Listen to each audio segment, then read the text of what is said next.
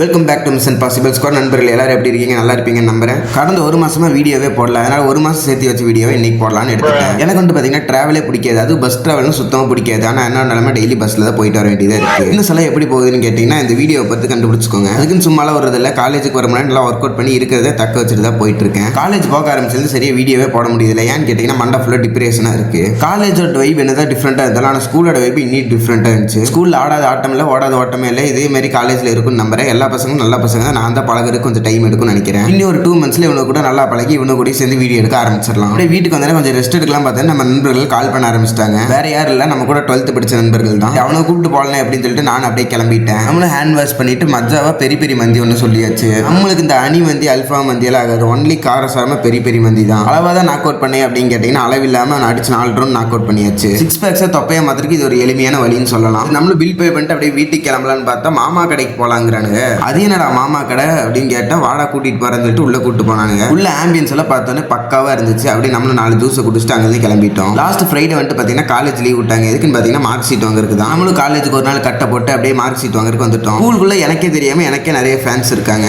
அவங்களையும் மீட் பண்ணி கொஞ்ச நேரம் கலவரத்தை எல்லாம் பண்ணிட்டு நம்மளும் அப்படியே கிளம்பிட்டோம். அப்படியே அடுத்த நாள் பார்த்தோன்னா சாட்டர்டே ஷடவுன் வேற. லிட்டில் பிரதருக்கு ஒரு ப்ராஜெக்ட் செய்யணும். நான் அது செய்யற வழியில கை வேற புண்ணாயிடுச்சு. இப்படின்னு கரண்ட் இல்லாத இடத்துல கஷ்டப்பட்டு செஞ்சுட்டேன். பட் எனக்கு சாட்டிஸ்ஃபேக்ஷன் அவ்வளோக்கு இல்லை, ஏதோ ஒரு அளவுக்கு ஓகேவா தான் இருந்துச்சுன்னு சொல்லணும். நெக்ஸ்ட் டைம் நம்ம கன்ஃபார்ம் பெட்டரா பண்ணணும். உங்களுக்கு எப்படி இருந்துச்சுன்னு மறக்காம கமெண்ட்ல சொல்லுங்க. ஜிம் போய் ஒர்க் அவுட் பண்ணதா டைம் கிடைக்க மாட்டேங்குது, அதனால வீட்லயே ஒரு அளவுக்கு ஒர்க் அவுட் பண்ணி உடம்பு மெயின்டைன் பண்ணிட்டு தான் இருக்கேன். வர சாட்டர்டே ஒரு மேரத்தான் வேற ஓட போறோம். அப்படியே ஒரு ஃபாலோ மட்டும் பண்ணிக்கோங்க. Okay, bye by.